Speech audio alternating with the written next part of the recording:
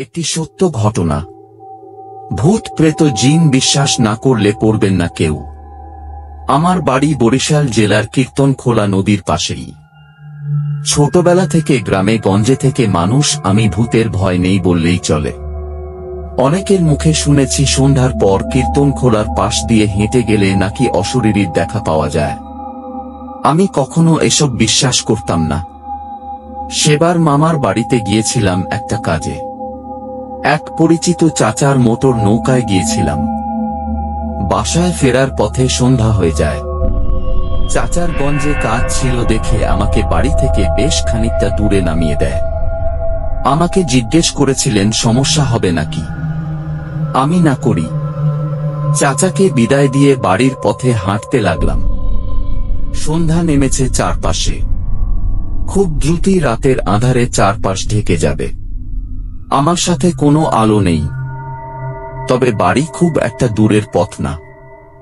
বাঁকা পথে গেলে 1-5 মিনিট, আর সোজা রাস্তা দিয়ে গেলে 2-5-3-0 মিনিট লাগবে। সেই দিন বাংলাদেশের সাথে ইংল্যান্ডের খেলা ছিল, তাই আমি সময় বাঁচানোর জন্য বাঁকা পথ, যাকে আমরা বলি শর্ট রাস্তা, ধরে হাঁটা দিলাম। হনহন করে হাঁটছি। সবাই মনে হয় বাংলাদেশের খেলা দেখছে। কাউকেই দেখলাম না পথে। প্রায় 4-5 মিনিট হাঁটার পর আমার পাশের একটা ঝোপে ধপ করে কি যেন পড়ল। বলতে ভুলে গেছি, শর্ট রাস্তাটা একটু জঙ্গলা টাইপের এলাকার মধ্য দিয়ে। চারপাশে ঝিঝি পোকার ডাক শোনা যাচ্ছে। আওয়াজটা শুনেই আমি থেমে গেলাম। একদম চুপ করে দাঁড়িয়ে রইলাম 2-0 সেকেন্ড। কান খাড়া করে শোনার চেষ্টা করলাম কিসের আওয়াজ হলো, কিন্তু কোনো শব্দ হলো না। আর আমি নাছোড় বান্দা। আস্তে আস্তে পা টিপে এগিয়ে গেলাম ঝোপের দিকে। অনেকেই ভাববেন হয়তো মিথ্যা বলছি, কিন্তু ভাই আমি আসলেই অনেক সাহসী ছিলাম। একা হাতে গভীর রাতে 2টা চোর একসাথে পিটাইছি। ভয় ডর খুব কম। যাই হোক, ঝোপের পাশে দাঁড়িয়ে উকি দিলাম। উকি দিয়েই চমকে উঠলাম। ওই পাশে দেখলাম একটা সাদা কাপড় পরা মহিলা ঝুঁকে আছে কিছু একটার উপর। দেখে মনে হলো কোনো চারপেয়ে জানোয়ার। অন্ধকার হতে যাচ্ছে, দৃষ্টি পরিষ্কার না। মহিলার পাশ থেকে গজগজ শব্দ হচ্ছিল। হাড় ভাঙার আওয়াজ কানে এলো। কড়মুট করে কি যেন খাচ্ছে। আমি আর সহ্য করতে পারলাম না। জোরে চিৎকার দিয়ে বললাম, ওই কেডা রে? কেডা হেইখানে? সাথে সাথে পাই করে আমার দিকে ঘুরে গেল মহিলাটা। ওটার চেহারা দেখার সাথে সাথে মনে হলো কলিজাটা এক লাফে গলায় উঠে এলো। বহু কষ্টে নিজেকে দাঁড় করে রাখলাম। মহিলার বয়স বুঝতে পারিনি, তবে সাদা চুল, সাদা কাপড় এবং সারা মুখে লেগে থাকা রক্ত এবং সামনে পড়ে থাকা একটা মাঝারি সাইজের গরুর মৃতদেহ দেখে কিছু বুঝতে বাকি রইল না। এরপর শুধু এতটুকু মনে আছে যে জ্ঞান হারাবার আগে জোরে কয়েকবার লা ইলাহা ইল্লাল্লাহ এবং আল্লাহু আকবর বলেছিলাম। মহিলাটা চোখের পলকে মরা গরুটা রেখে আমার দিকে এগিয়ে এলো। এরপরে আমার কিছু মনে নেই। জ্ঞান ফেরার পর নিজেকে আবিষ্কার করি আমাদের বাড়ির উঠানে। সামনে এলাকার সব মুরব্বি এবং গঞ্জের বড় হুজুর বসে আছে। ওনাদের কাছে শুনতে পাই রাতে রাস্তা দিয়ে ফেরার পথে আমাদের বাড়ির 3 বাড়ির পরের রহমত আলী চাচা আমাকে দেখতে পান। এরপর আরো মানুষের সাহায্যে আমাকে বাসায় নিয়ে আসেন। আশ্চর্যের ব্যাপার যে সেই দিন আমার থেকে একটু দূরে একটা আধ খাওয়া গরুর মৃতদেহ পাওয়া যায়। গরুটির শরীরের বাকি অংশ পাওয়া গেলেও মাথা থেকে পেট পর্যন্ত ছিল না। এইবার আসছি পরের গল্পে। সবে মাত্র কলেজে ভর্তি হয়েছি। মন থেকে ভয় আর কুসংস্কার দূর হবার উপযুক্ত সময়। এমন সময় মনে জেকে বসে নতুন ধরনের ভয়। আমাদের গ্রামটি আমাদের ইউনিয়নের সবচেয়ে বড় গ্রাম এবং এটি পূর্ব পশ্চিম একটু বেশি লম্বা। হঠাৎ করেই গ্রামের পূর্ব দিকে কলেরার প্রকোপ শুরু হয়। বিগত 25 বছরে গ্রামে কলেরা ছিল না। 7 দিনের ভিতরে পূর্ব পাশের 5 জন মারা যায়। অনেক সতর্কতামূলক ব্যবস্থা নেবার পরও পূর্ব পাশের প্রতিটি বাড়ির কেউ না কেউ আক্রান্ত হতে লাগল। রোগটি ধীরে ধীরে পশ্চিম পাড়ার দিকে আসতে লাগল। আমাদের বাড়িও পশ্চিম পাড়াতে। তখন পশ্চিম পাড়ার মাতব্বরেরা মিলে সিদ্ধান্ত নিল যে কবিরাজ এনে হ্রাস দেবার ব্যবস্থা করতে হবে। যথারীতি কবিরাজ আনা হলো, কিন্তু কিছুতেই কিছু হচ্ছে না। তখন আমাদের গ্রামের এক পুরাতন কবিরাজ, যে কিনা অনেকদিন হলো ফরিদপুর চলে গেছে, তাকে নিয়ে আসা হলো। সে এসেই ঘোষণা করে দিল যে রাত 11টার পর যেন কেউ বাড়ির বাহিরে বের না হয়। রাত 10টার দিকেই পাড়ার প্রতিটা মসজিদের মাইকে ঘোষণা করে দেওয়া হতো যে সবাই যেন ঘরে চলে যায়। আসলে মাইকে ঘোষণা দেবার প্রয়োজনই ছিল না, কারণ সবাই এতটাই ভীত ছিল যে সন্ধ্যার সাথে সাথে বাড়ির সব কাজ সেরে ঘরে ঢুকে পড়ত। আর চারিদিকে নেমে আসত এক অদ্ভুত নীরবতা। এমনকি সন্ধ্যার পর গ্রামের দোকানগুলো খোলা থাকত না। এশার জামাতেও লোক হতো অনেক কম। বাবা মা আমাদেরকে বের হতে দিতেন না। তারপরও আমরা মাঝে মাঝে লুকিয়ে বের হতাম। দেখতাম কবিরাজ তার সাঙ্গপাঙ্গ সহ মশাল জ্বালিয়ে ধূপের ধোঁয়া উড়িয়ে পাড়ার এমাথা ওমাথা দৌড়াদৌড়ি করত আর একপার্থিক সুরে অদ্ভুত সব মন্ত্র উচ্চারণ করছে।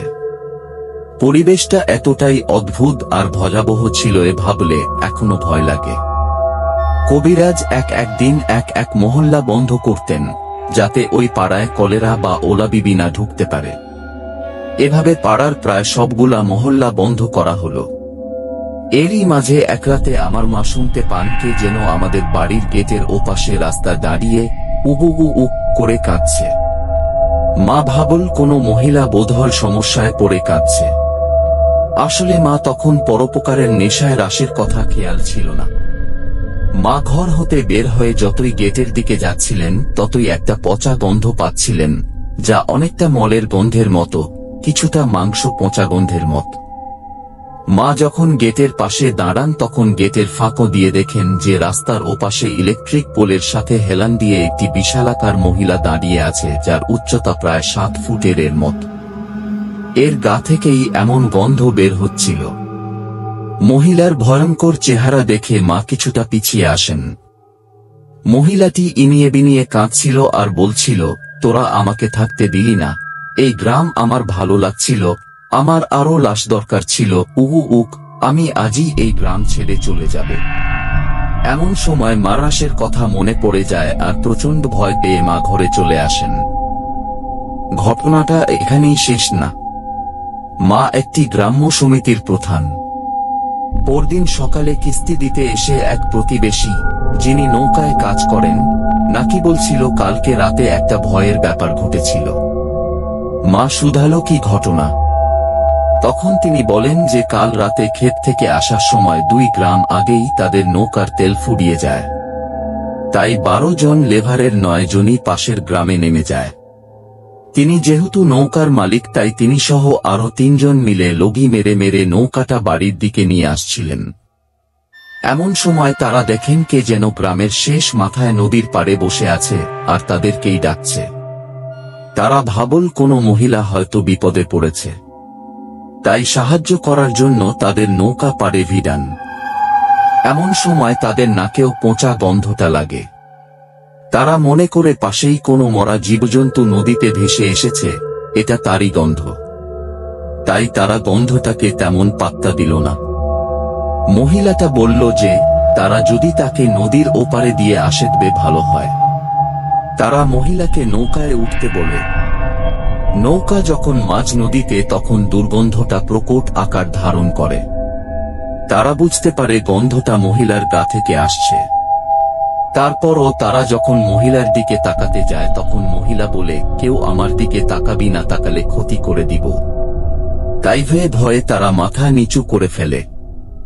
ওপারে নামিয়ে দেবার পর মহিলা বলে, তোরা আমার উপকার করছিস তাই তোদের ক্ষতি করলাম না। এটা বলেই মহিলা হাঁটতে থাকে। এরপর হতে গ্রামের কেউ আর কলেরায় আক্রান্ত হয়নি। মূল ঘটনা এখানেই শেষ।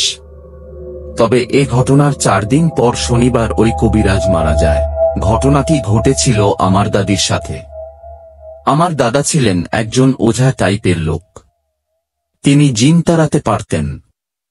তিনি যখনই জিন তাড়াতে বাড়ির বাইরে যেতেন তখন বাড়ি শক্ত করে বন্ধক দিয়ে যেতেন এবং সেদিন বাড়ি থেকে বের হওয়া সকলের মানা থাকত।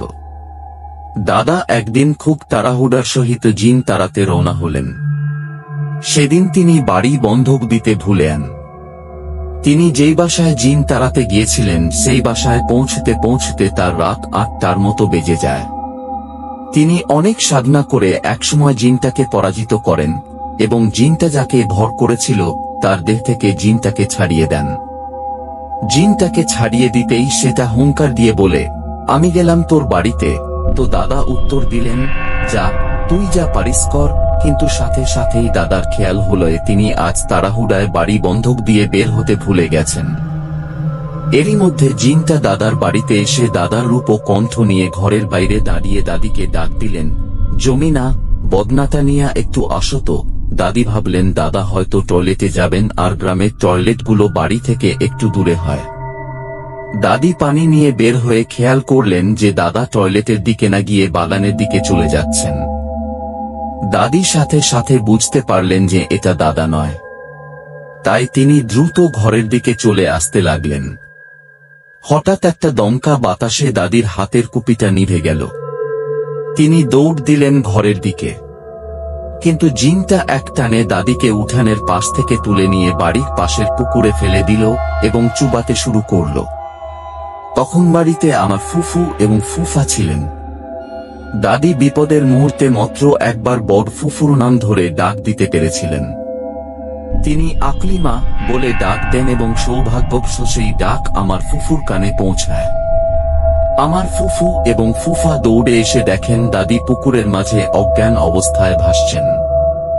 এরপর তারা দাদিকে দ্রুত উদ্ধার করে ঘরে নিয়ে যান এবং সেবা চিকিৎসা করে দাদিকে করে তোলাকটোনা এখানে শেষ হলে ভালো হতো।